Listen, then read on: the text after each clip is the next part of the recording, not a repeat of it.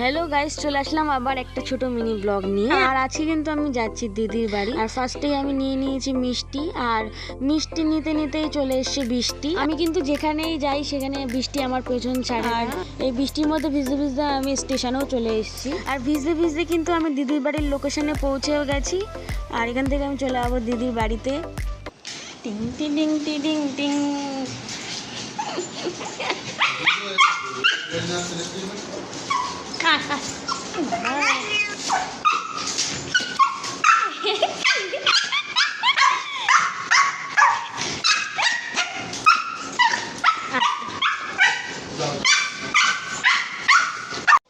আর তারপর ওখান থেকে চলে আসলো খাওয়া দাওয়ার পর। এটা কিন্তু আমার খাওয়া দাওয়া না, এটা একজনের বার্থডে ছিল, তার বার্থডেতে আমি গেছিলাম। আর যার বার্থডে ছিল এই যে সেই মহান বাচ্চা ব্যক্তি। তারপর দিদিকে টাটা দিয়ে চলে আসলাম। দেখা হচ্ছে নেক্সট ব্লগ।